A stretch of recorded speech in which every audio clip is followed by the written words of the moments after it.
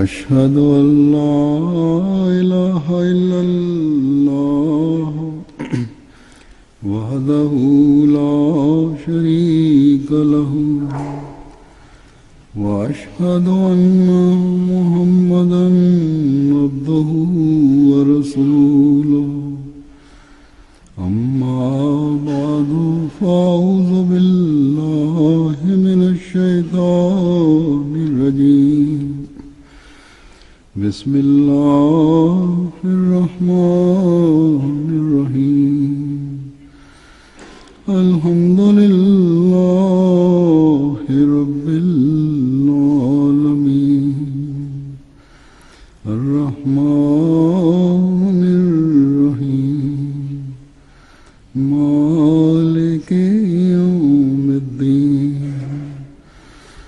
إياك نعبد وإياك نستعين اهدنا الصراط المستقيم صراط الذين أنعمت عليهم غير المغضوب عليهم ولا الضالين.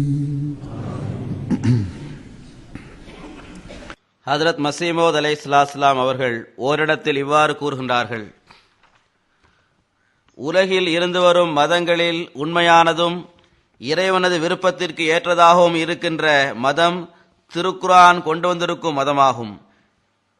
மேலும் ரட்சிப்பின் வீட்டில் நுழைவதற்கான கதவு லா இலாஹ இல்லல்லாஹ் முஹம்மது ரசூலுல்லாஹ் ஆகும் என்ற தூது செய்தியை அல்லாஹ்வின் படைப்பினங்களுக்கு எட்ட வைப்பதற்காகவே இந்த எளியவனை அல்லாஹ் அனுப்பியுள்ளான்.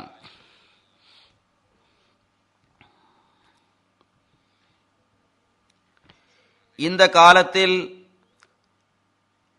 அல்லாஹ்வின் எந்த பயில்வான் உலகில் திருக்குர்ஆனின் போதனைகளை பரப்ப வேண்டியது இருந்ததோ, மேலும் திருக்குர்ஆனின் போதனைகளை உலகில் வாழ்கின்ற ஒவ்வொருவருக்கும் அவரது மொழியிலேயே எட்ட வைக்க வேண்டியது இருந்ததோ, அவர் திருக்குர்ஆனின் மீது பேரன்பு கொண்டவராகவும் ஹதரத் முஹம்மது முஸ்தபா ஸல்லல்லாஹு அலைஹி வஸல்லம் அவர்களின் அடிமையாகவும் இருந்தவராவார். அவரது பெயர் ஹதரத் மிர்சா குலாம் அஹ்மத் காதியானி அலைஹிஸ்ஸலாம் ஆகும். அல்லாஹ்வின் பயில்வானாகி அவர்தான் லா இலாஹா இல்லல்லாஹ் முஹம்மது ரசூலுல்லாஹ் என்ற கொடியை உலகில் பறக்க செய்து வழிதவறி சென்ற மனிதர்களுக்கு ரட்சிப்பின் வழியை காட்டித் தந்தார்கள். ஆன்மீக ஞானங்களால் நிறைந்திருக்கும் அவர்களது லிட்ரேச்சர்களும் அவர்களது வாழ்வின் ஒவ்வொரு நொடியும் அவர்களிடம் எந்த பணி ஒப்படைக்கப்பட்டிருந்ததோ அதற்குரிய உரிமையை அவர்கள் செலுத்தியிருந்தார்கள் என்பதை நிரூபிக்கின்றது. அந்த காலத்தில் அவர்களிடம் உலக வசதிகள் இல்லாமல் இருந்தபோது, சிறிதளவு கூட உலக வசதிகள் இல்லாமல் இருந்த சமயத்தில் இவ்வளவு பெரிய பணியை செய்வது எளிதான காரியம் அல்ல. ஆனால் இறைவன் புறமிருந்து அனுப்பப்படுபவர்களுக்கு முழுமையாக இறைவன் மீதே நம்பிக்கை இருக்கின்றது. ஹதரத் மஸீஹ் மவ்ஊத் அலைஹிஸ்ஸலாம் அவர்கள் தங்களிடம் ஒப்படைக்கப்பட்டிருந்த இந்த பணியை செய்வதற்காக எந்த உலக தொடர்புகளையும் சார்ந்திருக்கவில்லை. மாறாக தேவைக்கேற்ப அவர்கள் இறைவனிடம் வேண்டினார்கள். அல்லாஹு தாலா ஒவ்வொரு சந்தர்ப்பத்திலும் அவர்களுக்கு உதவி செய்தான். உலக திட்டங்களை தீட்டி செயல்பட வேண்டும் என்ற கட்டளையையும் இறைவன் வழங்கியிருந்ததால் அவர்கள் தங்களுக்கு நெருக்கமானவர்களிடமும் தன்னை பின்பற்றியவர்களிடமும் பல்வேறு சந்தர்ப்பங்களில் தியாகங்கள் செய்யும்படி அறிவிப்பு செய்தார்கள். அதில் பொருள் தியாகமும் அடங்கும். ஆனால் எந்த சந்தர்ப்பத்திலும் எவர் மீதும் அவர்கள் நம்பிக்கை வைக்கவில்லை. அல்லாஹ்வின் புறமிருந்து அனுப்பப்பட்டவர்கள், நபிமார்கள் ஆகியோரது நிரந்தரமான நடைமுறையாக எப்போதும் இருந்து வருவது, அவர்கள் தங்களிடம் ஒப்படைக்கப்பட்ட பணிகளுக்காக தியாகங்களுக்கான அறிவிப்புகளை செய்கின்றார்கள். ஹஜ்ரத் மஸீஹ் மவ்ஊத் அலைஹிஸ்ஸலாம் அவர்களும் இதுபோன்ற அறிவிப்பை செய்தார்கள். ஆனால் எப்போதும் எனது நம்பிக்கை எனது இறைவன் மீதே இருக்கின்றது என்றே அவர்கள் கூறி வந்தார்கள். அவன் என்னிடம் ஒப்படைக்கப்பட்டிருக்கும் இந்த மகத்தான பணியை நிறைவு செய்வதற்காக என்னிடம் வாக்குறுதிகளை வழங்கியிருக்கின்றான் என்று அவர்கள் கூறினார்கள். இந்திய துணைக்கண்டத்தில் மிக தொலைவிலுள்ள ஒரு சிற்றூரில் அவர்கள் வசித்து வந்த அந்த நபரது திருக்குரானின் போதனைகளை பரப்புவதற்காகவும் லா இலாஹ இல்லல்லாஹ் முஹம்மது ரசூலுல்லாஹ் என்பதன் மகத்துவத்தை உள்ளங்களில் அமர செய்வதற்காகவும் உள்ள இந்த பணியை அல்லாஹ் என்னிடம் ஒப்படைத்துள்ளான் என்ற இந்த அறிவிப்பு ஒரு சாதாரண அறிவிப்பு அல்ல. பிறகு உலகம் பார்த்தது. இந்த தூது செய்தியானது எந்த கிராமத்திலிருந்து வெளியேறி இந்தியாவிலுள்ள பெரும் பெரும் நகரங்களிலும் ஒவ்வொரு மூலையிலும் பரவியதோடு மட்டுமின்றி இந்த தூது செய்தி ஐரோப்பா மற்றும் அமெரிக்கா வரை சென்றடைந்தது. இஸ்லாத்தின் மகிமை உள்ளங்களில் நிலை பெற்றது. பெரும் பெரும் பாதிரிமார்களும் ஏனைய மதங்களின் தலைவர்களும் இஸ்லாத்தின் எதிரிகளாக இருந்தனர். தங்களது எண்ணத்தில் அவர்கள் ஆற்றல் மிக்கவர்களாகவும் செல்வம் படைத்தவர்களாகவும் இருந்தனர். அவர்கள் ஹஜ்ரத் மஸீஹ் மவ்ஊத் அலைஹிஸ்ஸலாம் அவர்களை எதிர்த்து அவர்களது வழியில் தடையாக நின்றனர். அதனால் ஒன்று அவர்கள் இழிவை தழுவினர், அல்லது இறைவனது விதி அவர்களை அழித்தது. இஸ்லாத்தின் எதிரிகளுக்கு ஏற்பட்ட இழிவு மற்றும் தோல்வியின் இந்த காட்சிகளை இந்திய துணைக்கண்டம் மற்றும் பாகிஸ்தான் மட்டும் பார்க்கவில்லை, மாறாக ஐரோப்பாவும் அமெரிக்காவும் இந்த காட்சியை பார்த்திருக்கின்றது. ஆனால் அந்த முஸ்லிம் ஆலிம்கள் மீதும் பீர்கள் மீதும் அந்தோ பரிதாபம். அவர்கள் இந்த காட்சிகளை கண்ட பிறகும் அவர்களது கண்கள் திறக்கவில்லை. மாறாக எதிர்ப்புகளில் அவர்கள் மேலும் முன்னேறினர். ஆனால் இறைவனின் விதியை எவரும் எதிர்த்து நிற்க முடியாது. நம்மவர்களும் மற்றவர்களும் செய்த இந்த எதிர்ப்புகள், பகைமை, விரோதம் ஆகியவை தொடர்ந்து நீடித்தது. இன்றும் அது தனது பணியை செய்து வருகிறது. அவை விளைச்சல்களுக்கும் மரங்களுக்கும் உரமாகவும் தண்ணீராகவும் இருந்து வந்தன. இன்று வரை நாம் இந்த காட்சிகளை பார்க்கின்றோம். எப்போதெல்லாம் எந்த இடத்திலாவது ஏதாவது ஒரு வழிமுறை மூலமாக ஜமாத்தை அமுக்குவதற்கான முயற்சிகள் செய்யப்பட்டதோ அங்கெல்லாம் ஒரு புதிய மகிமையுடன் அல்லாவின் பயில்வானின் இந்த ஜமாத் அல்லாவின் அருள்களுக்கு வாரிசாகியவாறு முன்னேற்றத்தின் புதிய இலக்குகளை அடைந்தன. அல்லாவின் இந்த அருள் எப்போதும் ஜமாத்துடன் இருந்து வருவதற்கான காரணம், ஹஜ்ரத் மஸீஹ் மவ்ஊத் அலைஹிஸ்ஸலாம் அவர்கள் எந்த நோக்கத்திற்காக தோன்றினார்களோ அந்த நோக்கத்தை கண்முன் நிறுத்தி ஜமாத் செயல்பட்டது. ஜமாத்தில் உள்ள நபர்கள் ஹஜ்ரத் மஸீஹ் மவ்ஊத் அலைஹிஸ்ஸலாம் அவர்கள் அல்-வஸியத் என்ற தமது நூலில் குறிப்பிட்டு கூறியுள்ள இந்த கட்டளையைத்தான் கண்முன் நிறுத்தி செயல்பட்டனர். அதில் அவர்கள் இவ்வாறு கூறுகின்றார்கள்: பூமியின் பல்வேறு இடங்களில் குடிபெயர்ந்துள்ள அந்த ஆன்மாக்களை, அவர்கள் ஐரோப்பியர்களாக இருந்தாலும் ஆசியாவை சார்ந்தவர்களாக இருந்தாலும், அவர்களில் நல்லியல்பு கொண்டுள்ள அனைவரையும் தௌஹீதின் பக்கம் ஈர்க்கவே இறைவன் நாடியுள்ளான். மேலும் தனது அடியார்களை ஒரே மார்க்கத்தின் கீழ் ஒன்று சேர்க்க அவன் நாடியுள்ளான். இதுவே இறைவனின் நோக்கமாகும். இதற்காகவே நான் உலகிற்கு அனுப்பப்பட்டுள்ளேன். எனவே நீங்கள் இந்த நோக்கத்தை பின்பற்றி செயல்படுங்கள். ஆனால் மென்மை, நல்லொழுக்கம் ஆகியவற்றை வெளிப்படுத்தி காட்டி துஆக்கள் செய்வதில் வலிமையை காட்டுவதன் மூலம் இதை செய்ய வேண்டும்.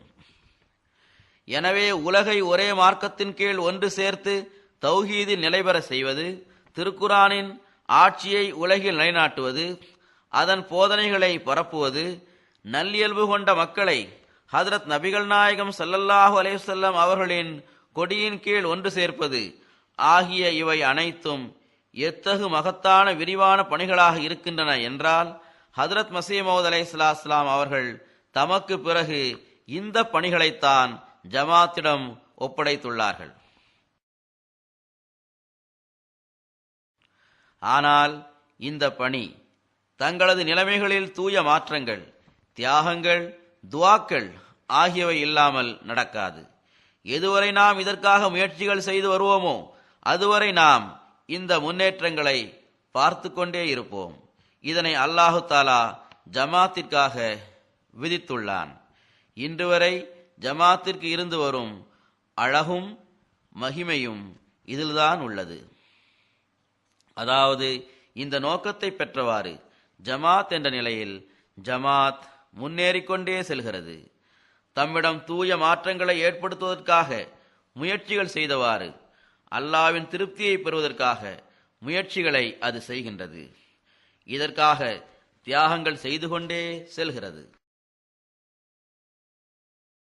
இந்த நோக்கங்களை அடைவதற்காக துஆக்களின் பக்கம் கவனம் இருந்தால் எப்போதும் நாம் இன்ஷா அல்லாஹு தாலா முன்னேற்றத்தின் காட்சிகளை பார்த்து கொண்டே செல்வோம். இன்ஷா அல்லாஹு தாலா. எப்போதெல்லாம் ஜமாத்திற்கு இந்த நோக்கத்தை அடைவதன் பக்கம் கவனமூட்டப்பட்டதோ அப்போதெல்லாம் ஜமாத் அல்லாஹ்வின் அருளால் லப்பைக் என்றே கூறியுள்ளது. முன்பை விட அதிகமாக ஜமாத் மற்றும் இஸ்லாத்தின் முன்னேற்றத்திற்காக துஆக்களில் அது ஈடுபட்டுள்ளது. பொருள் தியாகங்களிலும் ஈடுபட்டுள்ளது.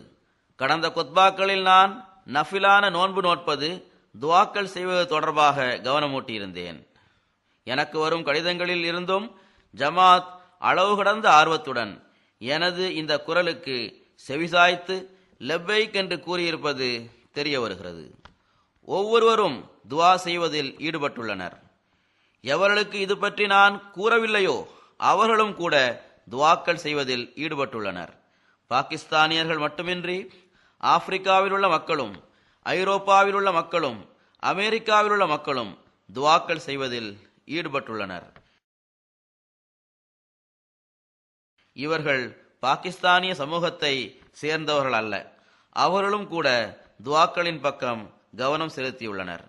தங்களது பாகிஸ்தானிய சகோதரர்களுக்காகவும் ஏதாவது ஒரு வகையில் ஏதாவது ஒரு துன்பத்தில் சிக்கியுள்ள அல்லது துன்பங்களில் ஆழ்த்தப்படுகின்ற ஒவ்வொரு அகமதிக்காகவும் துஆக்கள் செய்வதில் அவர்கள் ஈடுபட்டுள்ளனர். பொருள் தியாகங்களின் பக்கம் அவர்களுக்கு கவனமூட்டப்பட்டால்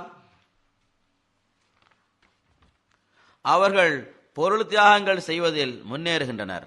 அவர்கள் எத்தகைய நல்லுதாரணங்களை காட்டியுள்ளனர் என்றால், எவ்வாறு மார்க்கத்திற்காக தியாகங்கள் செய்வதற்கு இவர்கள் முன்னேறி செல்கின்றனர் என்றால் அதை பார்க்கும்போது நமக்கு வியப்பாக இருக்கின்றது. இந்த காலத்தில் இஸ்லாத்தை தப்லீக் செய்வதற்காக பிரசுரங்கள், நூல்கள் ஆகியவற்றை வெளியிடுவது மிகவும் அவசியமானதாகும். முபல்லிகுகளுக்கான ஏற்பாட்டை செய்ய வேண்டியதுள்ளது. பள்ளிவாசல்கள் மற்றும் பிரச்சார நிலையங்களை கட்ட வேண்டியதுள்ளது. இன்றைய விரைவான காலகட்டத்தில் மற்ற ஊடகங்களான மீடியாக்களும் கண்டுபிடிக்கப்பட்டுள்ளன. இவை அனைத்தையும் பெறுவதற்கு பொருள் தியாகங்களின் தேவை இருக்கின்றது. இன்றைய நாட்களில் MTA தனிப்பட்ட விரிவான ஒரு தப்லீகிற்கான வழியாக இருக்கின்றது. அது தற்போது 4 பல்வேறு செயற்கைக்கோள்களை பயன்படுத்தி வருகிறது. உலகிலுள்ள எந்த ஒரு மூலையிலும் அஹ்மதியத், அதாவது உண்மை இஸ்லாத்தின் தூது செய்தி எட்டாமல் இல்லை. பிறகு 7 அல்லது 8 மொழிகளில் இந்த தூது செய்தி எட்ட வைக்கப்படுகிறது. எனவே இது தப்லீகிற்கான ஒரு பெரிய வழியாக இருக்கின்றது. இஸ்லாத்தின் தூது செய்தியை எட்ட வைப்பதற்கான ஒரு ஊடகமாக இது இருந்து வருகிறது. ஹஜ்ரத் மஸீஹ் மவ்ஊத் அலைஹிஸ்ஸலாம் அவர்கள் எந்த நோக்கத்தை பெறுவதற்காக வந்தார்களோ அந்த நோக்கத்தை இதன் மூலமாக நம்மால் நிறைவு செய்ய முடியும். இதற்காக பொருள் தியாகங்கள் செய்வதற்கான தேவை இருக்கின்றது.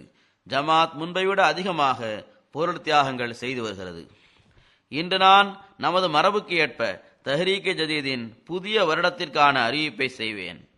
இந்த திட்டத்தை ஹஜ்ரத் முஸ்லிம் மவ்ஊத் ரலியல்லாஹு அன்ஹு அவர்கள் தொடங்கிய போது அந்த சமயத்தில் ஹஜ்ரத் மஸீஹ் மவ்ஊத் அலைஹிஸ்ஸலாம் அவர்கள் கொண்டு வந்த இந்த தூது செய்தியை உலகிலிருந்து அழித்து விடுவதாக அஹ்மதியத்தின் எதிரிகள் அறிவிப்பு செய்தார்கள். ஆனால் ஹஜ்ரத் முஸ்லிம் மவ்ஊத் ரலியல்லாஹு அன்ஹு அவர்கள் இதற்கு பதில் கூறும் முகமாக உலகின் எல்லா மூலைகளிலும் இந்த தூது செய்தியை எட்ட வைப்பதற்காக பொருளாதார திட்டத்தை முன்வைத்த போது அதற்கு மிகுந்த ஆர்வத்துடன் முன்வந்து லப்பைக் என்று கூறுகின்றவர்களின் காட்சியை உலகம் கண்டது. இன்று நாம் அல்லாஹ்வின் அருளால் உலகின் 200 நாடுகளில் இருக்கின்றோம். நான் ஏற்கனவே கூறியது போன்று MTA மூலமாக மட்டும் ஒரு மகத்தான புரட்சி உலகில் வந்து கொண்டிருக்கின்றது. எனவே கிலாஃபத்தின் நிழலின் கீழ் ஹஜ்ரத் மஸீஹ் மவ்ஊத் அலைஹிஸ்ஸலாம் அவர்கள் கூறியிருப்பது போன்று அவர்களது வருகையின் நோக்கத்தை நிறைவு செய்வதற்காக ஜமாத் தியாகங்களை செய்து வருகிறது. ஹஜ்ரத் நபிகள் நாயகம் ஸல்லல்லாஹு அலைஹி வஸல்லம் அவர்கள் மீது நேசம் வைத்துள்ள இந்த முஸ்லிம்கள் அந்தோ அல்லாஹ்வின் இந்த விதியை புரிந்து கொள்ள வேண்டும். தௌஹீதை நிலைத்து நிற்க செய்வதற்காகவும் திருக்குரானின் போதனைகளை உலகில் பரப்புவதற்காகவும் ஹஜ்ரத் நபிகள் நாயகம் ஸல்லல்லாஹு அலைஹி வஸல்லம் அவர்களின் ஆட்சியை உலகில் நிலைநாட்டுவதற்காகவும் இந்த அல்லாஹ்வின் பயில்வானுடன் இணைந்து பணியாற்றுவதற்காக அவர்கள் முன்வர வேண்டும். பிறகு அவர்கள் பார்க்கட்டும், அவர்கள் இழந்த அந்த பாக்கியத்தை மீண்டும் எவ்வாறு அவர்கள் பெற்றுக்கொள்கின்றனர் என்பதை அவர்களே பார்க்கட்டும். பெரும் பெரும் சக்திகள் எவ்வாறு அவர்களுக்கு மதிப்பையும் மரியாதையும் வழங்குகிறது என்பதை அவர்கள் பார்க்கட்டும். பிறகு எந்த ஒரு பாக்கியம் கெட்ட கேலி சித்திரம் வரையக்கூடியவராக இருந்தாலும் அல்லது பத்திரிகை ஆசிரியராக இருந்தாலும் எவராக இருந்தாலும் அவருக்கு ஹஜ்ரத் நபிகள் நாயகம் ஸல்லல்லாஹு அலைஹி வஸல்லம் அவர்கள் தொடர்பாக எந்த ஒரு வீணான விஷயத்தையும் கூறி அதை வெளிப்படுத்தி காட்டுவதற்கான தைரியம் இருக்காது என்பதை அவர்கள் பார்க்கட்டும். சில நாட்களுக்கு முன்னர் பிரான்சில் ஒரு பத்திரிகை மீண்டும் ஒரு விஷமத்தனமான செயலை செய்துள்ளது. இதனால் நமது உள்ளங்களுக்கு காயம் ஏற்பட்டுள்ளது. இதற்கு எதிராக சட்டத்தின் வட்டத்திற்குள் இருந்தவாறு எதிர் நடவடிக்கைகளில் ஈடுபட வேண்டும். இந்த மக்களுக்கு இது பற்றி புரிய வையுங்கள், பொதுமக்களுக்கும் இது தொடர்பாக கவனமூட்டுங்கள் என்று நான் பிரான்ஸ் ஜமாத்திடம் கூறியிருந்தேன்.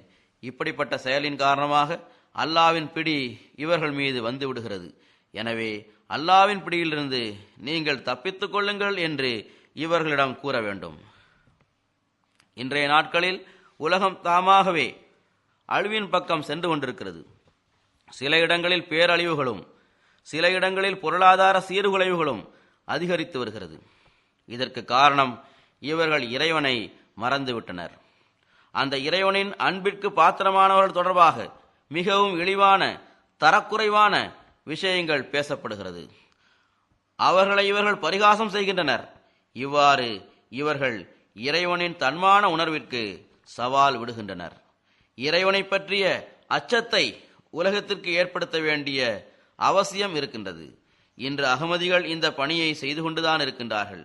எனவே முஸ்லிம்களும் இந்த உண்மையை புரிந்து கொண்டால் அதன் மூலமாக எங்கு அவர்கள் தமது இம்மையையும் மறுமையையும் சரி செய்து கொள்வார்களோ அங்கு அல்லாஹ்வின் அருட்கொடைகளுக்கும் அவர்கள் வாரிசாகி விடுகின்றனர்.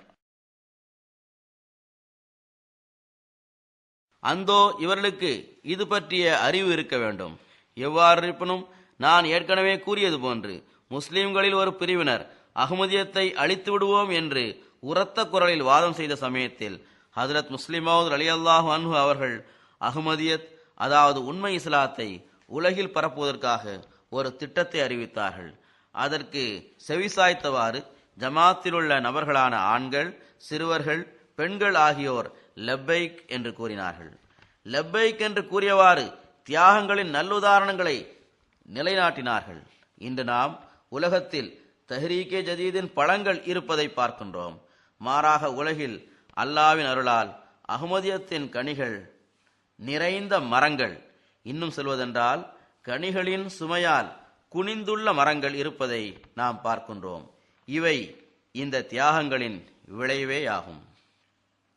எங்கு பல்வேறு கட்டாய சந்தாக்கள் மற்றும் இன்னும் பிற திட்டங்களில் ஜமாத்தில் உள்ள நபர்கள் தியாகங்கள் செய்கின்றார்களோ அங்கு தஹ்ரீகே ஜதீதிலும் வழக்கத்திற்கு மாற்றமாக பெரும் தியாகங்கள் செய்யப்பட்டுள்ளது. இன்றைய நாட்களில் உலகம் பொருளாதார சீர்குலைவுக்கு இரையாகியுள்ளது. இந்த நிலையில் அகமதிகள் செய்கின்ற இந்த தியாகங்களை பார்த்து அல்லாஹ்வை புகழ்வதில் நமது நாவுகள் நிரம்பி விடுகின்றன. ஹஜ்ரத் மஸீமௌத் அலைஹிஸ்ஸலாம் அவர்களின் இந்த சொற்கள்தான் நம் நினைவுக்கு வருகின்றது. அவர்கள் கூறுகின்றார்கள், ஜமாத்தின் கலப்பற்ற மன தூய்மை, அன்பு, ஈமானிய உணர்வு ஆகியவற்றை பார்த்து நமக்கு மிகுந்த வியப்பு ஏற்படுகின்றது. பொருளாதார சீர்குலைவு தொடர்பாக நான் இதையும் கூறிக்கொள்ள விரும்புகின்றேன். இப்போது இது எங்கு போய் நிற்கும் என்பதை நாம் கூற முடியாது.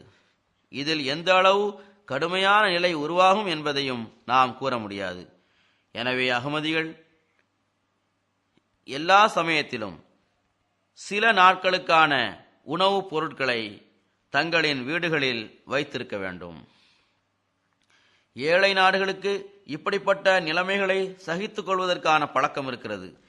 இதற்காக ஏதாவது கொஞ்சமாவது அவர்கள் வைத்திருப்பார்கள். ஆனால் இந்த நாடுகளில் இப்படிப்பட்ட பழக்கம் இல்லை. ஏனென்றால் சீர்குலைவு என்பது என்ன என்பது இவர்களுக்கு தெரியாது. இந்த மக்களோ இறுதி சீர்குலைவை இரண்டாவது உலக போர் நடந்த சமயத்தில் தான் பார்த்தார்கள். அதற்கு பிறகு மீண்டும் இது போன்ற நிலையை அவர்கள் பார்க்கவே இல்லை. எனவே எது நடக்கலாம் என்பதை பற்றி இவர்களின் புதிய தலைமுறைக்கு சிறிதளவு கூட உணர்வே இல்லை. இதற்காக பதட்டப்பட வேண்டிய தேவையும் இல்லை. முன்னெச்சரிக்கையாக நடந்து கொள்வதின் எதிர்பார்ப்புகளை நிறைவு செய்வதற்காக அகமதிகள் கொஞ்சத்திற்கு கொஞ்சமாவது தங்களால் இயன்ற அளவில் கொஞ்சம் உணவுப் பொருட்களை கண்டிப்பாக வீட்டில் வைத்திருக்க வேண்டும். தன்னை படைத்தவனை அடையாளம் கண்டுகொள்வதற்கான தௌஃபீக்கை அல்லாஹ் உலகத்திற்கு வழங்க துஆவும் செய்ய வேண்டும். அதன் மூலம் அவர்கள் இறைவனின் பிடியிலிருந்து தப்ப வேண்டும். அல்லாஹ் அவ்வாறே செய்வானாக. இப்போது நான் மீண்டும் ஜமாத்தின் களப்பற்ற மன தூய்மை, பற்று ஆகியவற்றை வெளிப்படுத்தி காட்டும் வகையில் இவர்களது பொருள் தியாகங்கள் தொடர்பாக சிலவற்றை கூறுகின்றேன். அதன் மூலம் உலகின் ஒவ்வொரு மூலையிலும் எவ்வாறு பல்வேறு வகையான பொருள் தியாகங்களில் ஜமாத் சகோதரர்கள் எத்தகைய களப்பற்ற மன தூய்மை, பற்று ஆகியவற்றை வெளிப்படுத்தி காட்டியுள்ளனர், ஈமானில் முன்னேறுவதற்காக எவ்வாறு தங்களது தியாகங்களை செய்வதில் அவர்கள் உழைத்துள்ளனர் என்பது தெரிய வரும். ஜமாத்தை அழித்து விடுவது தொடர்பாக பேசியவர்கள் எவரையும் இன்று நாம் பார்க்க முடியவில்லை. இத்தகையவர்களது சீடர்களும் இவர்களது இயல்பை கொண்டவர்களும் ஹஜ்ரத் மஸீமௌத் அலைஹிஸ்ஸலாம் அவரிடம் பையத் செய்த பிறகு எவ்வாறு இந்த மக்கள் தாங்கள் ஏழைகளாக இருந்தும் கூட இஸ்லாத்தின் முன்னேற்றத்திற்காக தியாகங்களை செய்கின்றனர், மன தூய்மை மற்றும் பற்றின் முன்மாதிரிகளை காட்டுகின்றனர் என்பதை பார்க்கட்டும். நமது ஐவரி கோஸ்டின் முபல்லிக் சாஹிப் எழுதுகின்றார்கள், நமது நண்பரான ஆலி டோக் வித்ராகோ சாஹிப் அவர்கள் 2009ஆம் ஆண்டு இறுதியில் பையத் செய்தார். பையத் செய்த முதல் நாளிலிருந்தே தனது வருவாயை கணக்கு பார்த்து முறையாக வருமானத்திற்கேற்ப சந்தா செலுத்த ஆரம்பித்தார். இந்த காலகட்டத்தில் அவர் சந்தாவின் எண்ணற்ற அருள்களை கண்டார். ஒரு நாள் ஜமாத்தின் பழைய உறுப்பினருடன் சேர்ந்து இந்த அருள்களை பற்றி அவர் பேசிக் கொண்டிருந்தார்.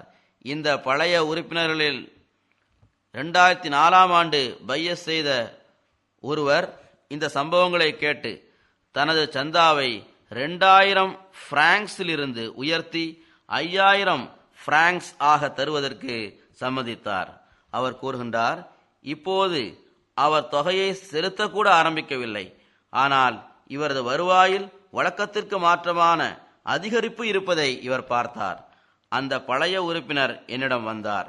முழு சம்பவத்தையும் கூறிவிட்டு, அவர் நான் ஏற்கனவே 5000 பிராங்க்ஸ் தருவதற்கு சம்மதித்திருந்தேன், ஆனால் இன்று நான் 5ற்கு பகரமாக 10,000 பிராங்க்ஸ் மாதந்தோறும் செலுத்துவேன் என்று கூறினார்.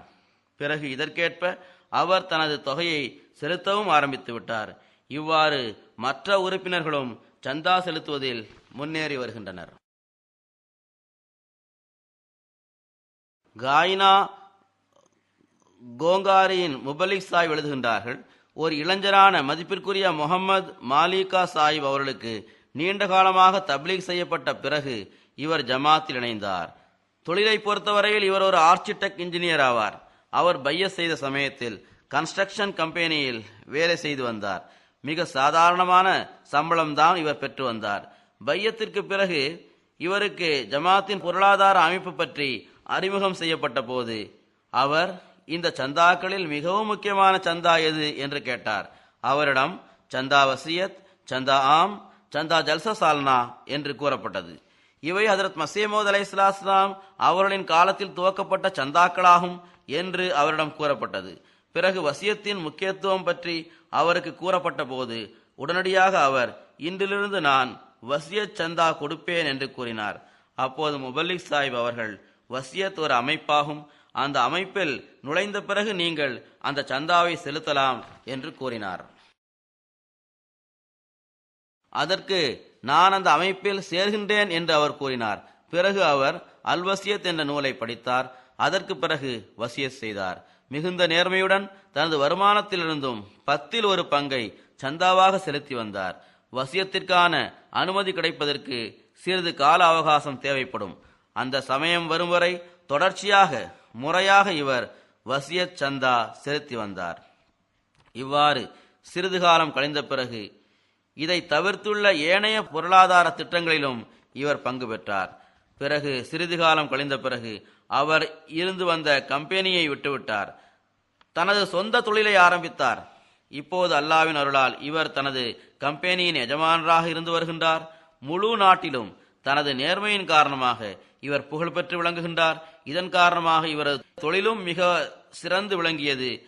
அவர் எல்லோரது முன்னிலையிலும் அமர்ந்தவாறு வெளிப்படையாகவே, இந்த அருள்கள் எனக்கு ஹஜ்ரத் மஸீஹ் மவ்ஊத் அலைஹிஸ்ஸலாம் அவர்களின் ஜமாத்தில் இணைந்ததன் காரணமாகவே கிடைத்தது, வசியத் அமைப்பில் இணைந்ததன் காரணமாகவே கிடைத்தது என்று கூறி வருகின்றார். கானாவிலிருந்து நமது முபல்லிக் இப்ராஹிம் சயீத் சாஹிப் எழுதுகின்றார்கள், நமது நண்பரான அல்ஹாஜ் முகமது அபூபே அவர்கள் என்னுடன் தப்லீக் சுற்றுப்பயணத்தின் போது டோகோ சென்றார். அங்கு நைஜூன் என்ற இடத்தில் வெயிலில் நின்றவாறு நாங்கள் லொஹர் தொழுகை தொழுதோம். அல்ஹாஜ் முகமது அபூபே அவர்கள், இந்த மக்களுக்காக பள்ளிவாசல் கட்டுவது இவர்களுக்குரிய உரிமையாகும் என்று கூறினார். அது சிறிய ஜமாத்தாகவும் முற்றிலும் புது ஜமாத்தாகவும் இருந்தது. இதற்காக ஒரு பெரும் பொருள் தியாகம் செய்தவாறு ஒரு அழகிய பள்ளிவாசலை இவர்களுக்காக அவர் கட்டித்தந்தார். அல்ஹாஜ் சாஹிப் அவர்கள் செல்வம் படைத்தவர்களாவார்கள். இந்த பள்ளிவாசலில் 300 நபர்கள் தொழ முடியும். இந்த பள்ளிவாசலுக்கான மினாராவும் கட்டப்பட்டு வருகிறது. இந்த இடம் மிகவும் தொலைவில் உள்ள ஒரு பகுதியில் இருக்கின்றது. அங்கு பொருள்களை கொண்டு சேர்ப்பது சிரமமான காரியமாகும். இருந்த போதிலும் அல்ஹாஜ் சாஹிப் தாமாகவே மிகவும் சிரமப்பட்டு இதற்காக பணம் செலவழித்து கட்டிடம் கட்டுவதற்கான பொருள்களை அங்கு கொண்டு போய் சேர்த்து வருகின்றார். ஐவரி கோஸ்டின் சதர் லஜ்னா அவர்கள் எழுதுகின்றார்கள், இந்த வருடம் மஜ்லிஸே சூராவில் ஜமாத்தே அஹ்மதியா ஐவரி கோஸ்டின் 50வது வருட ஜூபிலி கொண்டாடிய சந்தர்ப்பத்தில் தலைமையக பள்ளிவாசலை கட்டுவதற்காக சந்தாக்களுக்கான அறிவிப்பு செய்யப்பட்டது. அப்போது லெஜ்னாவின் மெம்பர்கள் அதே சமயத்தில் ஒவ்வொருவரும் தாம் இதற்காக 1,00,000 பிராங்க் ஷிஃபா தருவதாக வாக்குறுதி வழங்கினர். எங்களது தஹ்ரீக் ஜதீத் செயலர் ஒரு தூய பற்றுள்ள அஹ்மதியாவார். அவர் 1,00,000 பிராங்க் ஷிஃபா தொகையை உடனடியாக செலுத்திவிட்டார். அவர்கள் வழங்குகின்ற இந்த தொகை 1,00,000 பிராங்க் ஷிஃபா ஆனாலும் அவர்களுக்கு இது பெரும் தொகையாகும். 1,00,000 பிராங்க் ஷிஃபா என்பது வெறும் 135 பவுண்டுகளாக இருந்தாலும் ஆப்பிரிக்காவை பொறுத்தவரை இது ஆப்பிரிக்காவிற்கு மிக பெரும் தொகையாகும். அந்த பெண்ணுக்கு ஒரு சிறிய காய்கறி கடையே இருந்து வந்தது.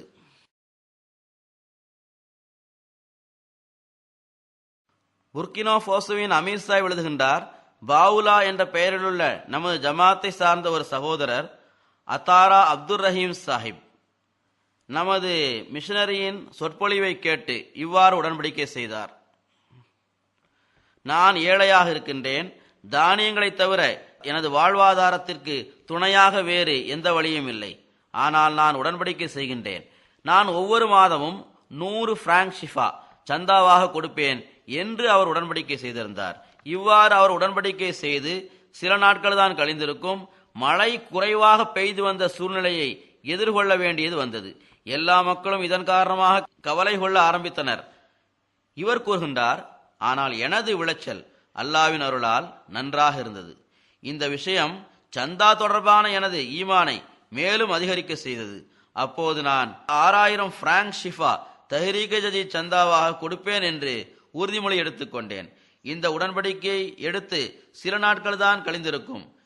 விளைச்சல்கள் அறுவடை செய்யப்படுவதற்கான நேரம் வந்தது.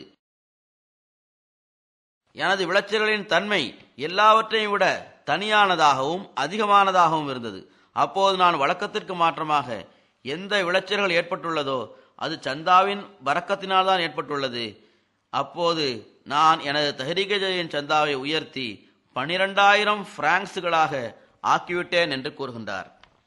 புர்கினோ ஃபாசோவின் அமீர் சாஹிப் எழுதுகின்றார்கள், சூரி என்ற பெயருடைய கிராமத்தை சார்ந்த ஒரு அகமதி பெரியவர் கபூரே சாஹிப் அவர்கள் அவரது குடும்பத்தில் தனித்தவராக அகமதியானவர். அவர் தாமே கூறுகின்றார், ஒரு நீண்ட காலமாக அவர் தமது பலகீனமான வயது மற்றும் பல்வேறு நோய்களின் காரணமாக தொழுகைகளை நிறைவேற்றுவதில் பலகீனமானவராக இருந்தார். இந்த விஷயத்தால் ஒவ்வொரு நொடியும் அவருக்கு துக்கம் இருந்து வந்தது. இந்த வருடம் இவர் பைய செய்த பிறகு 70000 பிராங்க் ஷிஃபா சந்தாவாக கொடுத்தார். சந்தா கொடுத்ததுதான் தாமதம். மிக நீண்ட காலமாக சீர்குலைந்து போன ஆரோக்கியம் மீண்டும் அவரிடம் திரும்ப ஆரம்பித்தது. தொழுகைகளை நிறைவேற்றுகின்ற அந்த இழந்து போன தௌஃபீக் மீண்டும் கிடைக்க ஆரம்பித்தது. இதுவரை என்றால் இப்போது எல்லா தொழுகைகளையும் நிறைவேற்றுவதுடன் தஹஜ்ஜுத் தொழுவதற்கான தௌஃபீக்கும் எனக்கு கிடைத்துள்ளது என்று இவர் கூறுகின்றார். மேலும் கூறுகின்றார், இவை எல்லாமே அல்லாஹ்வின் அருள்களாகும். இவை பொருள் தியாகத்தின் பரக்கத்தால் கிடைத்துள்ளது. சந்தாக்கள் தொழுகைகளுக்கான தௌஃபீக்கையும் வழங்கிவிட்டது என்று இவரே கூறுகின்றார். ஆஸ்திரேலியாவின் அமீர் சாஹிப் கூறுகின்றார்கள், 2010ஆம் ஆண்டு நவம்பர் மாதம் தஹ்ரீகே ஜதீதிற்கான புதிய வருடத்திற்கான அறிவிப்பு செய்யப்பட்டது. அப்போது ஆஸ்திரேலியாவின் தஹ்ரீகே ஜதீத் துறை சார்பாக நான் அவர்களுக்கு வழங்கிய ஆலோசனைகளின் ஒளியில் எல்லா ஜமாத்துகளும் தஹ்ரீகே ஜதீதின் பொருள் தியாகத்தில் முன்னேறுவதன் பக்கம் கவனமூட்டப்பட்டது. அஹமதியா ஜமாத் மெல்போர்ன் தங்களது சந்தா தொகையை 2 மடங்காக உயர்த்துவதாக வாக்குறுதி வழங்கினர். அவர்கள் இதற்காக மிகவும் உழைத்து அல்லாவின் அருளால் கடந்த வருடத்திலிருந்து 164% சந்தாவை உயர்த்தி தந்துள்ளார்கள். அஹமதியா ஜமாத் கனடா கடந்த வருடத்திலிருந்து 75% உயர்த்தி சந்தாவை செலுத்தி வருகிறது. இவ்வாறு ஒட்டுமொத்த சந்தாக்களை செலுத்துவதில் ஜமாத்துகள் வழக்கத்திற்கு மாற்றமாக முன்னேறி வருகிறது. இந்தியாவிலிருந்தும் நமது இன்ஸ்பெக்டர் தஹ்ரீகே ஜதீத் எழுதுகின்றார், பிப்ரவரி மாதத்தில் நான் வக்கீலுல் மால் சாஹிபுடன் தமிழ்நாடு மாநிலத்தில் சுற்றுப்பயணத்தில் இருந்தேன். நாங்கள் அஹமதியா ஜமாத் கோயம்புத்தூரை சென்றடைந்தோம். மஹ்ரிப் தொழுகைக்கு பிறகு ஒரு தர்பியத் கூட்டம் நடந்தது. இந்த கூட்டத்தில் வக்கீலுல் மால் சாஹிப் அவர்கள் தஹ்ரீகே ஜதீதின் நோக்கங்கள், அந்த திட்டத்தின் பின்னணி ஆகியவை தொடர்பாக விளக்கமாக எடுத்து கூறினார்கள். கூட்டம் முடிவடைந்த பிறகு பள்ளிவாசலில் அமர்ந்திருந்த அனைத்து ஜமாத் சகோதரர்களிடமும் புது வருடத்திற்கான வாக்குறுதி வாங்கப்பட்டது. ஒரு தூய உள்ளம் படைத்த சகோதரரின் கடந்த வருட வாக்குறுதி 20000 ரூபாயாக இருந்தது. கேரள பகுதியை சார்ந்த மக்கள் பொதுவாகவே செல்வம் படைத்தவர்களாக இருக்கின்றார்கள். வக்கீலுல் மால் சாஹிப் இவரிடம் 1 லட்சம் ரூபாய் வாக்குறுதியாக எழுதுமாறு கூறினார்கள். முதலில் அவர் தனது தவிர்க்க முடியாத நிலையை எடுத்து கூறினார். பிறகு இந்த தியாகத்தை செய்ய அவர் சம்மதித்தார். அப்போது அவருடன் அவருடைய 2 வக்ஃபு செய்யப்பட்ட சிறுமிகளும் இருந்தார்கள். பள்ளிவாசலை விட்டு வெளியேறி தஹ்ரீகே ஜதீத் செயலரின் வீட்டிற்கு சென்றதும் இன்ஸ்பெக்டர் சாஹிபிற்கு போன் வந்ததாக அவர் கூறுகின்றார். 1 லட்சம் ரூபாய் வாக்குறுதி கூறி சென்ற அந்த நபர் போனில் எனது மூத்த மகள் கூறுகின்றார், தந்தையாரே, தஹ்ரீகே ஜதீதில் நீங்கள் எழுதியுள்ள வாக்குறுதி நமக்கு மிகவும் குறைவாக இருக்கின்றது. இதை மேலும் கூட்டி 1.5 லட்சம் ரூபாயாக ஆக்கிவிடுங்கள் என்று கூறுகின்றார். எனவே எனது வாக்குறுதி 1.5 லட்சமாகும் என்று அவர் கூறினார். தஹ்ரீகே ஜதீதின் பிரதிநிதி காஷ்மீரில் சுற்றுப்பயணம் செய்தார். இந்தியாவில் உள்ள காஷ்மீராகும் இது. அவர் கூறுகின்றார், ஆசனூரை சார்ந்த ஒரு வயது முதிர்ந்த சகோதரரை சந்திக்க நேர்ந்தது. இவரது வாழ்நாள் கழிவதும் சிகிச்சைக்கான செலவுகளும் அவருக்கு கிடைத்து வரும் ஒரு எல்லைக்குட்பட்ட அரசாங்க ஓய்வூதியத்தையே சார்ந்து இருந்தது. கடந்த சில நாட்களுக்கு முன் மருந்துகளுக்காக அவர் செலவிட்ட தொகை அவருக்கு கிடைத்து வரும் பென்ஷன் தொகையை விட அதிகமாக ஆகிவிட்டது. அவரது பட்ஜெட்டில் மேலும் கூட்டுவது எங்களுக்கு பொருத்தமான செயலாக தெரியவில்லை. துவா செய்த பிறகு நாங்கள் அவரிடமிருந்து விடைபெற்று செல்லும் சமயத்தில் அந்த சகோதரர் என்னிடம், உங்களது வருகைக்கான நோக்கம் என்ன என்பதை தெரிவியுங்கள் என்று கூறினார். பிரதிநிதி கூறுகின்றார், நான் அவரிடம் தஹ்ரீக் ஜதீத் சந்தாவை மேலும் அதிகரிப்பது தொடர்பாக எனக்கு கூறப்பட்ட வழிகாட்டுகளை அவருக்கு தெரிவித்தேன். அப்போது அந்த சகோதரர் உடனடியாக புதிய தெம்புடன், நான் உயிருடன் இருக்கின்ற வரை கலிஃபத்துல் மசீஹின் சொற்களை கேட்டு அதற்கு லெப்பைக் என்று கூறி வருவேன். இவ்வாறு கூறியதும் அவரது கண்களில் கண்ணீர் வந்தது. அப்போது அவர் கூறினார், இறைவன் உலகத்தில் எனக்கு தேவையான மருந்துகளின் பட்ஜெட்டை உயர்த்தியிருக்கும் போது நான் எனது மறுமையின் பட்ஜெட்டை ஏன் குறைக்க வேண்டும்? பிறகு கட்டளையை நிறைவேற்றும் வகையில் இவர் தனது பட்ஜெட்டை கூட்டியதுடன் மட்டுமல்லாமல் தனது பாதி சந்தா தொகையையும் செலுத்தினார். அடிஷனல் வக்கீலுல் மால் பாகிஸ்தான் எழுதுகின்றார்கள், கடந்த சில நாட்களாக சிந்து மாகாணத்தின் நிலை மோசமாக இருந்து வருகிறது. கடந்த சில நாட்களுக்கு முன் பெருமழை பெய்ததன் காரணமாக இந்த நிலை உருவானது. இந்த சிந்து மாகாணத்தை சேர்ந்த ஒரு நபரின் வாக்குறுதி 50,000 ரூபாயாக இருந்தது. நான் அவரது நிலைமையை பார்த்து இவரது விளைச்சல்களுக்கு ஏற்பட்ட இழப்பையும் பார்த்துவிட்டு, அவர் பணக்காரராக இருந்ததால் உங்களுடைய வாக்குறுதி அதிகமாக இருக்க வேண்டும் என்று நான் அவரிடம் கூறினேன். இதை கேட்டதும் அவர் தனது வாக்குறுதியை 5 லட்சம் ரூபாயாக ஆக்கிவிட்டார். அந்த தொகையை ரொக்கமாக உடனடியாக செலுத்தவும் செய்தார். சில நாட்களுக்கு பிறகு வக்கீல் மால் சாஹிப் ஹைதராபாத்திற்கு திரும்பி வந்து விட்டார். அப்போது அந்த நபர் அவருக்கு போன் செய்து, நீங்கள் கலிஃபத்துல் மசீஹின் பிரதிநிதியாக என்னிடம் வந்தீர்கள். நான் அப்போது 5 லட்சம் ரூபாய்க்கான வாக்குறுதியை கூறினேன். எனது நிலைமையை பார்த்துவிட்டு நீங்கள் என்னிடம் இவ்வளவு தொகைதான் கேட்டீர்கள். ஆனால் பையத் உடன்படிக்கை என்னிடம் எதிர்பார்ப்பது இதைவிட அதிகமாக நான் வாக்குறுதி வழங்க வேண்டும் என்பதுதான் என்பதை நான் புரிந்து கொண்டேன். என்னிடம் இருப்பதை நான் கொடுக்க வேண்டும் என்று கூறிவிட்டு அங்கேயே அவர் 10 லட்சம் ரூபாய்க்கான வாக்குறுதியை வழங்கினார். பிறகு இந்த நபர் வீட்டிற்கு சென்றதும் இவரது மனைவி கூறினார், என் தரப்பிலிருந்தும் என்னிடம் இருக்கின்ற நகைகளை நான் தஹ்ரீக் ஜதீதிற்காக கொடுக்க விரும்புகின்றேன். அவரது போன் வந்தது. அதில் அவர், எனது மனைவி இப்போதே இங்கிருந்து சென்று தலைமையக பிரதிநிதியிடம் இந்த நகைகளை கொடுத்துவிட்டு வாருங்கள் என்று கூறுகின்றார். இரவில் என்னிடம் நான் இதை வைக்க மாட்டேன் என்றும் கூறுகின்றார் என்று கூறினார். பிறகு அவர் அவரது மனைவிக்கு போனில் பேசி புரிய வைத்தார். இது இரவு நேரமாகும். சிந்து பகுதியில் நிலைமை எப்படிப்பட்டது என்றால், இரவில் நகைகளுடன் வருவது சரியல்ல, காலையில் அதை பெற்றுக்கொள்கின்றோம் என்று கூறினார். ஆனால் அந்த பெண் மிகவும் பிடிவாதமாக, இப்போது நான் இந்த நகைகளை அவரிடம் கொண்டு சேர்க்க வேண்டும் என்று கூறினார். பிறகு வேறு வழியில்லாமல் கணவருக்கு இரவில் செல்ல வேண்டியது வந்தது. ஆனால் ஒருவர் நியத் வைத்துவிட்டால் அல்லாஹ்விடம் அந்த பொருள் சென்று சேர்ந்து விடுகிறது. நிலைமைகளை பார்த்த பிறகும் இந்த அளவு உணர்வு மிக்கவர்களாகவும் ஆகக்கூடாது. இரவில் அங்குள்ள மோசமான நிலைமையில் பயணம் செய்வது உகந்ததல்ல. அல்லாஹ் அருள் செய்தான், எந்த அசம்பாவிதமும் நடக்கவில்லை. எவ்வாறு இருப்பினும் முன்னெச்சரிக்கையுடன் நடந்து கொள்ள வேண்டும். காரணமில்லாமல் தன்னைத்தானே சோதனையில் ஆழ்த்திக் கொள்ளவும் கூடாது. காசிக்ஸ்தானில் உள்ள நமது புதிதாக பைய செய்த நண்பர் தொடர்பாக நமது ஜமாத்தின் முபல்லிக் சாஹிப் எழுதுகின்றார்கள், ஜமாத்தின் தலைமையக பள்ளிவாசல் மற்றும் பிரச்சார நிலையத்திற்காக ஒரு நிலத்தை அவர் வாங்கி தந்தார். அத்துடன் இருந்த 2 மாடி கட்டிடம் அடங்கிய ஒரு வீட்டையும் வாங்கி கொடுத்தார். பிறகு இன்னொரு நகரத்திலும் பள்ளிவாசலை கட்டுவதற்காக ஒரு பிளாட்டை வாங்கி தந்தார். இந்த புதிதாக பை செய்த இந்த நபர் ஒட்டுமொத்தமாக இதற்காக $4,95,000 தியாகம் செய்துள்ளார். ஜெர்மனியின் தஹ்ரீக் ஜதீத் செக்ரட்டரி எழுதுகின்றார், ஒருவருக்கு தஹ்ரீக் ஜதீத் சந்தா கொடுப்பதற்காக கூறப்பட்டது. அதன் அருள்களை பற்றி கேட்ட பிறகு ஒரு பெண் அவர் நகைகள் வாங்க வைத்திருந்த 1000 யூரோக்களை அவரிடம் கொடுத்து விட்டார். ஜெர்மனியில் உள்ள பல லெஜினாக்களும் தங்களது நகைகளை இத்திட்டத்திற்காக வழங்கியுள்ளார்கள். ஒரு சகோதரி ஒரு குழுவை உருவாக்கியிருந்தார். அந்த குழுவிற்கு சொந்தமான முழு தொகையையும் அவர் சந்தாவிற்காக கொடுத்து விட்டார். ஜெர்மனியின் இன்ஸ்பெக்டர் அவர்கள் சுற்றுப்பயணத்தில் சென்ற விவரத்தை தெரிவிக்கின்றார்கள். சுற்றுப்பயணத்தின் போது தஹ்ரீக் ஜதீத் செயலாளரான ஒரு நண்பர் ஒரு துண்டில் ஏதோ எழுதி என்னிடம் கொடுத்தார். அந்த துண்டில் 20,000 யூரோ சந்தா தஹ்ரீக் ஜதீத் என்று எழுதப்பட்டிருந்தது. அந்த துண்டின் கீழ்ப்பகுதியில் எனது பெயரை வெளிப்படுத்த வேண்டாம் என்று எழுதியிருந்தது. அவர் கூறுகின்றார், இன்னொரு இடத்திற்கு நான் சென்றதும் அங்கு நான் இந்த உதாரணத்தை எடுத்து கூறினேன். இவ்வாறு மக்கள் தியாகங்கள் செய்கின்றனர் என்று கூறினேன். அங்கும் கூட்டம் முடிந்தவுடன் ஒரு சகோதரர் ஒரு துண்டை என்னிடம் கொடுத்தார். அதில் 21,000 ஏரோ சந்தா தஹ்ரீகே ஜதீதிற்காக என்று எழுதப்பட்டிருந்தது. அதற்கு கீழ் என்னுடைய பெயர் வெளியிடப்பட வேண்டாம் என்றும் எழுதப்பட்டிருந்தது. இந்த சில சம்பவங்களை நான் எடுத்துள்ளேன். எண்ணற்ற சம்பவங்கள் உள்ளன. இதைவிட அதிகமாக ஈமானுக்கு வலுவூட்டக்கூடிய பல சம்பவங்களும் உள்ளன.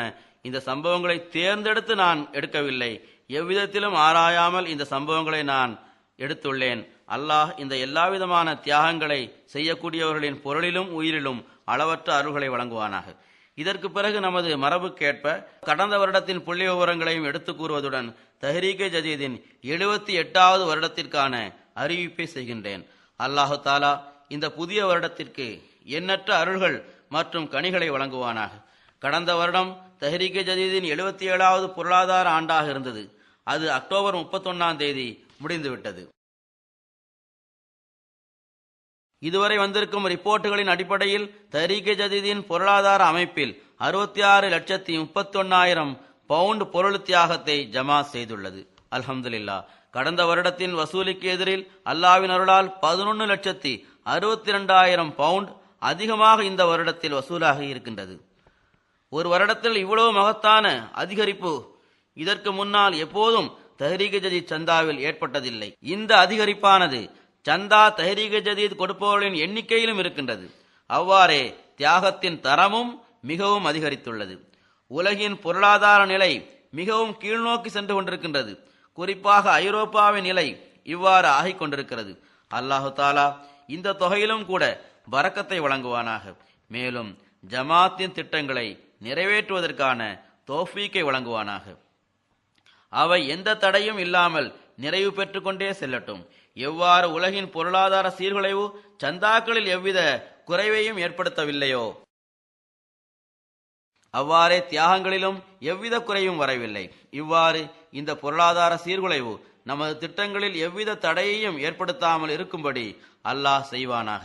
இறைவனின் அருளினால் பாகிஸ்தானின் கடுமையான பொருளாதார பாதிப்பு நிலை இருந்தும் கூட, வாழ்வாதார நிலைமைகள் மோசமாக இருந்தும் கூட அவர்கள் தமது தியாகத்தை நிலைநாட்டி வருகின்றார்கள். முதல் இடத்தில் அவர்கள் நிற்கின்றார்கள்.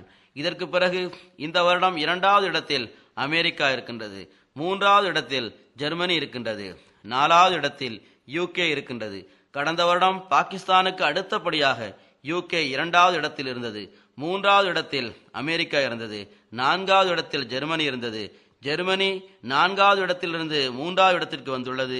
மிக பெரும் தியாகம் செய்து இந்த இடத்திற்கு வந்தது. கனடா இதற்கு முன்னர் இருந்தது போன்றே 5வது இடத்தில் உள்ளது.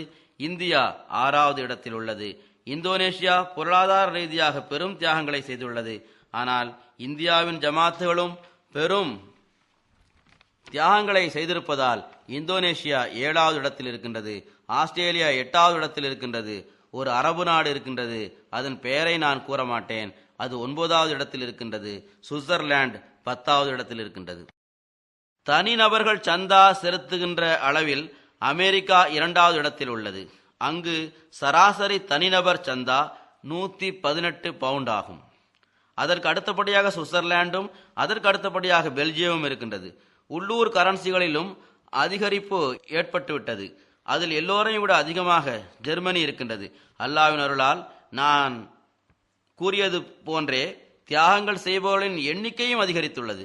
இந்த வருடம் 1,09,000 பேர் புதிதாக சந்தா கொடுப்பவர்களாக இணைந்துள்ளனர்.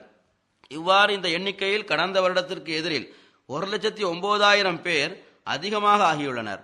ஆனால் இப்போதும் கூட எண்ணிக்கையை கூட்டுவதற்கான வாய்ப்பு இருக்கின்றது. நான் கூறியது போன்று ஆப்பிரிக்க ஜமாத்துகளில் நைஜீரியா நன்றாக வேலை செய்துள்ளது.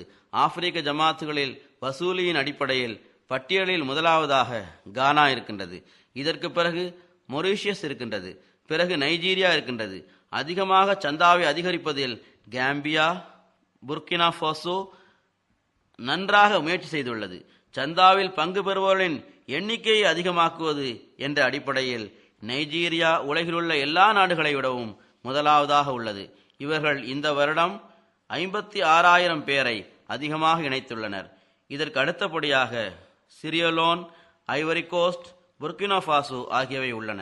தலைமையக ரெக்கார்டிற்கு ஏற்ப தஃப்தர் அவ்வலில் உள்ள மொத்த முஜாஹிதுகளின் எண்ணிக்கை 5927 பேர் ஆகும். இவர்களில் 340 பேர் இறைவன் அருளால் இப்போதும் உயிருடன் இருக்கின்றனர். தங்களது சந்தாக்களை அவர்களே செலுத்தி வருகின்றனர். ஏனைய மர்ஹூமீன்களின் சந்தாக்களை அவர்களது வாரிசுகள் கொடுத்து வருகின்றனர். சந்தாவின் அடிப்படையில் முதல் 3 ஜமாத்துகள் இவையாகும். முதலாவது இடம் லாகூர், இரண்டாவது இடம் ரபுவா, மூன்றாவது இடம் கராச்சி. நகரில் உள்ள ஜமாத்துகளில் முதல் 10 இடங்களில் உள்ள ஜமாத்துகள் முதலாவது இடத்தில் ராவல்பிண்டி, இரண்டாவது இடத்தில் இஸ்லாமாபாத், மூன்றாவது இடத்தில் கொய்டா, நாலாவது இடத்தில் உக்காடா, ஐந்தாவது இடத்தில் ஹைதராபாத், ஆறாவது இடத்தில் பெஷாவார், ஏழாவது இடத்தில் மீர்பூர் காஸ், எட்டாவது இடத்தில் பாவல்பூர், 9வது இடத்தில் டேரா ராசிக் கான், 10வது இடத்தில் நவாப்ஷா. மாவட்ட அளவில் தியாகங்கள் செய்துள்ள பாகிஸ்தானிய மாவட்டங்கள் முதல் இடத்தில் சியால்கோட், இரண்டாவது இடத்தில் உமர்கோட். இந்த உமர்கோட் பகுதியிலும் மீர்பூர் காசிலும் மழை பெரும் இழப்பை ஏற்படுத்தியது. வயலில் வேலை செய்பவர்களாக இருந்தும் கூட இவர்கள் தமது தியாகங்களில் நிலை பெற்று நிற்கின்றனர். மூன்றாவது இடத்தில் சர்கோதா, நாலாவது இடத்தில் ஷேக்பூரா, ஐந்தாவது இடத்தில் குஜராத், ஆறாவது இடத்தில் பாவல்பூர், ஏழாவது இடத்தில் ரதீம், எட்டாவது இடத்தில் நாரோவால், 9வது இடத்தில் சாங்கட், மீர்பூர், ஆசாத் காஷ்மீர், ஹிஃபாசாபாத் ஆகியவை 10வது இடத்தில் இருக்கின்றது.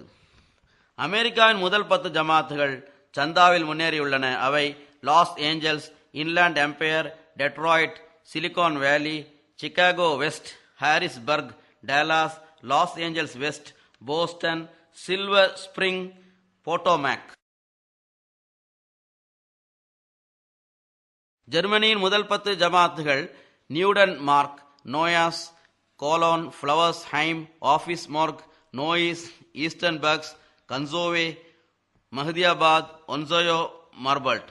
வசூலின் அடிப்படையில் ஜெர்மனியில் முதல் 10 இடங்களை வகிக்கும் உள்ளூர் அமாரத்துகள் இவையாகும். 1 ஹம்பர்க், 2 பிராங்க்ஃபோர்ட், 3 குரோஸ்க்ரோவ், 4 டம்ஸ்டட், 5 பேத்தன், 6 மென்ஹேம், 7 ஈஸ்டட். இதற்கு பிறகு டென்சன்பர்க் வருகிறது. வசூலி அடிப்படையில் யூகேயின் முதல் பெரிய 10 ஜமாத்துகள் Masjid Fazl London, New Malden, Worcester Park, Cheam, Scunthorpe, Mosque West, West Hill, Baitul Futuh, Raynes Park, Manchester South. 3 ரீஜன்களில் லண்டன் ரீஜன் முதலாவது இடத்திலும், அதற்கு அடுத்தபடியாக நார்த் ஈஸ்ட் ரீஜனும், அதற்கு அடுத்தபடியாக மிட்லாண்ட் ரீஜனும் உள்ளது. சந்தா செலுத்துவதில் முதல் 10 இடங்களை பெற்றுள்ள சிறிய ஜமாத்துகளின் பட்டியலில் Bromley, Lewisham, Leamington Spa, Wolverhampton, Spen Valley ஆகியவை வருகின்றன. கனடாவின் ஜமாத்துகளில் முன்னணியில் உள்ள ஜமாத்துகள் Edmonton, Vaughan West, Peace Village ஃபெஸ்ட், Surrey East, Saskatoon. India 6வது இடத்தில் இருக்கின்றது என்று நான் கூறினேன். இந்திய ஜமாத்துகளின் பெயரை நான் கூறுவதற்கான காரணம், இந்த நாட்டில்தான் காதியான் இருக்கின்றது. அங்குதான் ஹஜ்ரத் மஸீஹ் மவ்ஊத் அலைஹிஸ்ஸலாம் தோன்றினார்கள். இவர்களது தங்குமிடமாக அது இருந்தது. மாநிலங்களில் முதல் 10 இடங்களை வகிக்கும் இந்திய மாநிலங்கள் இவையாகும். 1 கேரளா, 2 தமிழ்நாடு, 3 ஆந்திர பிரதேஷ், 4 ஜம்மு காஷ்மீர், 5 பெங்கால், 6 கர்நாடக், 7 ஒரிசா, 8 பஞ்சாப், 9 யூபி, 10 டெல்லி. ஜமாத்துகளில் முதல் 10 இடங்களை வகிப்பவை 1 கருளாயி, 2 காலிக்கட், 3 ஹைதராபாத், 4 கல்கட்டா, 5 கனனூர் டவுன் காதியான். 6வது இடத்தை கோயம்புத்தூர் வகிக்கின்றது. 7 சென்னை, 8 பயங்காடி, 9 டெல்லி. இந்த முறை சில ஜமாத்துகள் வழக்கத்திற்கு மாற்றமாக தங்களது சந்தாக்களை அதிகமாக்கியுள்ளது. தஹ்ரீக் ஜதீதின் சந்தா தலைமையக சந்தாவாகும். இதில் உள்ளூர் அல்லது நாட்டின் ஜமாத்திற்கு எந்த பங்கும் கிடையாது. தலைமையக ப்ராஜெக்டுகள் இந்தியாவில் இருக்கின்றது, ஏனைய ஏழை நாடுகளில் இருக்கின்றது, ஆப்பிரிக்காவில் இருக்கின்றது, அல்லது தலைமையக செலவுகள் இந்த சந்தா மூலம் நிறைவு செய்யப்படுகின்றது. ஆனால் இந்த முறை இவர்களது வழக்கத்திற்கு மாற்றமான வசூலியின் காரணமாக, அதாவது அமெரிக்காவும் ஏறக்குறைய 1,88,000 பவுண்ட் அதிகமாக வழக்கத்திற்கு மாற்றமாக வசூல் செய்துள்ளது. எனவே அதன் டாலர்களின் தொகையிலிருந்தும் அவர்களுக்கு உரிமையில்லாத நிலையிலும் கூட அவர்களுக்கு நான் இதிலிருந்தும் $1,00,000 அவர்களுக்குரிய பங்காக தருகின்றேன். ஜெர்மனி வழக்கத்திற்கு மாற்றமாக சந்தாவை அதிகரிக்க செய்துள்ளது. 3 லட்சத்திற்கும் அதிகமாக இவர்களது சந்தாவில் அதிகரிப்பு ஆகியிருப்பதால் இவர்களுக்கு 1.5 லட்சம் ஏரோ இதிலிருந்து வழங்கப்படுகிறது. அமெரிக்காவிலும் ஜெர்மனியிலும் பள்ளிவாசல்கள் கட்டப்பட்டு வருவதால் இந்த தொகையை அவர்கள் பள்ளிவாசல்கள் கட்ட பயன்படுத்த வேண்டும் என்பதற்காக இது அவர்களுக்கு வழங்கப்படுகிறது.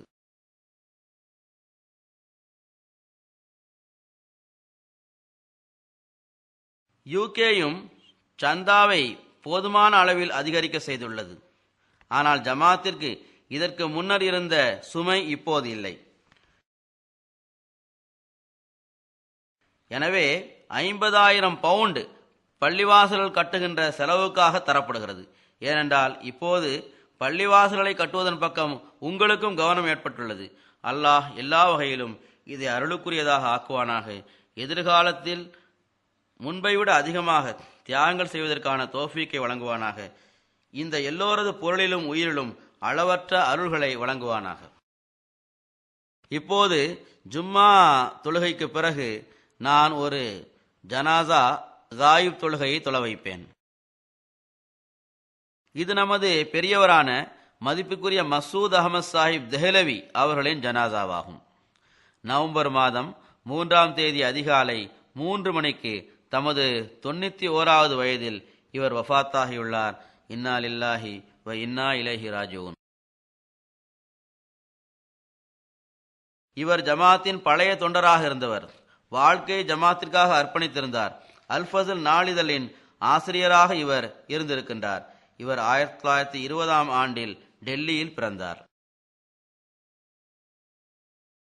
இவரது தந்தையார் சஹாபியாக இருந்தார். அந்த சஹாபி 1900ஆம் ஆண்டில் ஹஜ்ரத் மஸீஹ் மவ்ஊத் அலைஹிஸ்ஸலாம் அவர்களிடம் பையத் செய்திருந்தார். இவரது தாத்தாவும் சஹாபியாக இருந்தார்.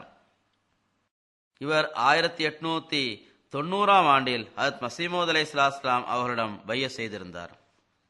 1944ஆம் ஆண்டில் மதிப்பிற்குரிய தெஹ்லவி சாஹிப் அவர்கள் தனது வாழ்க்கையை ஜமாத்திற்காக அர்ப்பணித்திருந்தார். ஹஜ்ரத் 2வது கலிஃபத்துல் மஸீஹ் அவர்கள் அல் ஃபஸ்ல் நாளிதழின் துணை ஆசிரியராக இவரை நியமித்தார்கள். பிறகு பஞ்சாப் யூனிவர்சிட்டியிலிருந்தும் லாகூரிலிருந்து ஜர்னலிசமில் இவரை போஸ்ட் கிராஜுவேஷன் செய்ய வைத்தார்கள். 1946 1971 வரை அல் ஃபஸ்ல் நாளிதழின் துணை ஆசிரியராக தொண்டு செய்யும் தௌஃபீக் இவருக்கு கிடைத்தது. 1971ஆம் ஆண்டிலிருந்து 1988ஆம் ஆண்டு வரை அல் ஃபஸ்ல் நாளிதழின் ஆசிரியராக தொண்டு புரியும் தௌஃபீக் இவருக்கு கிடைத்தது. இவ்வாறு ஒட்டுமொத்தமாக 43 வருடங்கள் வரை அல் ஃபஸ்ல் நாளிதழுடன் தொடர்புள்ள காதியான், லாகூர் மற்றும் ரப்வாவில் உள்ள துறைகளில் இவர் தொண்டு புரிந்து வந்தார். 1946ஆம் ஆண்டு வக்கீலுர் தப்ஷீரின் தற்காலிக உதவியாளராகவும் இவர் தொண்டு செய்து வந்தார். காதியானில் தொண்டாற்றும் தௌஃபீக்கும் இவருக்கு கிடைத்தது. 1947ஆம் ஆண்டில் மிகவும் அபாயகரமான நிலைமைகளில் அப்போதிருந்த நாசிர் உமூரே ஹாரிஜாவின் அசிஸ்டண்டாக தொண்டு புரியும் தௌஃபீக் இவருக்கு கிடைத்தது. 1950ஆம் ஆண்டிலிருந்து 1953ஆம் ஆண்டு வரையிலான துக்கமான காலகட்டத்தில் ரிப்போர்ட்டிங்கில் அவர் பெரும் தொண்டாற்றி வந்தார். 1960 1973 வரை பாகிஸ்தானிலிருந்து வெளிவரும் அன்சாருல்லா மாத இதழின் எடிட்டராக இவர் இருந்து வந்தார். 1974 பத்திரிகை துறை சம்பந்தப்பட்ட பொறுப்புகளை இவர் சிறப்பாக நிறைவேற்றி வந்தார். 1975 1976 மற்றும் 1980ஆம் ஆண்டுகளில் ஹஜ்ரத் 3வது கலிஃபத்துல் மஸீஹ் அவர்களுடன் ஐரோப்பா, அமெரிக்கா, கனடா, கிழக்கு ஆப்பிரிக்கா ஆகிய இடங்களில் அன்னாருடன் சேர்ந்து சுற்றுப்பயணம் செய்வதற்கான தௌஃபீக் அவருக்கு கிடைத்தது. 1982ஆம் ஆண்டில் ஹஜ்ரத் 4வது கலிஃபத்துல் மஸீஹ் அவர்களுடன் ஸ்பெயினில் மஸ்ஜித் பஷாரத்தின் துவக்க நிகழ்ச்சியிலும் இவர் சென்றிருந்தார். 1989இல் ஹஜ்ரத் 4வது கலிஃபத்துல் மஸீஹின் வழிகாட்டலுக்கு ஏற்ப அஹ்மதியா ஜமாத் ஜெர்மனியில் கஸா துறையை, அதாவது நீதித்துறை நிறுவுவதற்கான தௌஃபீக் இவருக்கு கிடைத்தது. ஹஜ்ரத் 4வது கலிஃபத்துல் மஸீஹின் நூலான murder in the name of Allah என்பதிலுள்ள அதிகாரங்களை ஹுசூர் ரஹ்மத்துல்லாஹி தஆலா அவர்கள் ஆங்கிலத்தில் எழுதியிருந்தார்கள். இதன் உருது மொழியாக்கத்தை இவர் செய்தார். இவ்வாறே Christianity a journey from facts to fiction என்ற நூலையும் இவர் உருதுவில் மொழிபெயர்த்தார். இவரும் சில நூல்களை தாமாகவே எழுதியுள்ளார். அவற்றில் சஃபே ஹயாத் மற்றும் இன்னும் பிற நூல்களும் அடங்கும். இவரது பிள்ளைகளில் இர்ஃபான் அஹமது கான் சாஹிப் அவர்கள் ஜெர்மனியில் இருக்கின்றார். இன்னொரு மகன் உஸ்மான் கான் சாஹிபும் ஜெர்மனியில் இருக்கின்றார். டாக்டர் இம்ரான் காலித் ரப்வாவில் இருந்து வருகின்றார். மிக நல்ல எளிமையான இயல்பை கொண்டவராக இவர் இருந்தார். ஒவ்வொரு வருடமும் ஜெர்மனியில் நடைபெறும் ஜலசாவிற்கு வருவார்கள், இங்கும் வருவார்கள். நான் மீண்டும் ஜெர்மனி சென்ற சமயத்தில் அவரது உடல்நிலை மிகவும் மோசமாக இருந்தது. நோய்வாய்ப்பட்டு மருத்துவமனையில் இருந்தார். ஆனால் எனது வருகையை பற்றி கேள்விப்பட்டதும் நான் மருத்துவமனையிலிருந்து சீக்கிரமாக வெளியேறி விரைவாக சென்று எனக்கு பின்னால் பள்ளிவாசலில் தொழும் சந்தர்ப்பம் கிடைக்க வேண்டும் என்ற கவலைதான் அவருக்கு இருந்தது. பிறகு அவர் வந்தார். ஜும்மா நாளில் பொதுவாகவும் எந்த தொழுகைக்கும் பிறகும் யாரையுமே நான் பள்ளிவாசலில் வைத்து சந்திப்பதில்லை. ஆனால் இந்த நாளில் இவரை சந்திக்க வேண்டும் என்ற எண்ணம் எனக்கு வந்தது. ஜும்மாவிற்கு பிறகு இவரை இறுதியாக நான் சந்தித்தேன். அல்லாஹு தாலா இவரது தரஜாவை உயர்த்துவானாக.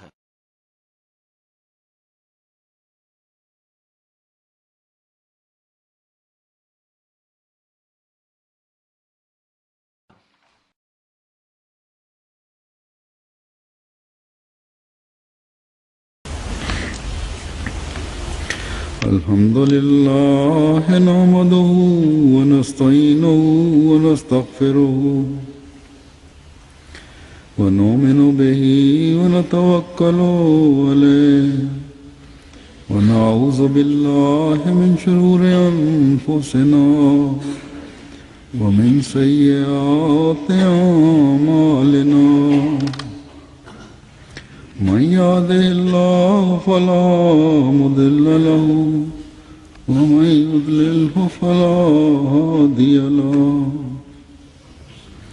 ونشهد أن لا إله إلا الله ونشهد أن محمدا عبده ورسوله عباد الله رحمكم الله إن الله يأمر بالعدل والإحسان وإيتاء ذي القربى وينهى عن الفحشاء والمنكر والبغي يعظكم لعلكم تذكرون اذكروا الله يذكركم وادعوه يستجب لكم ولذكر الله أكبر.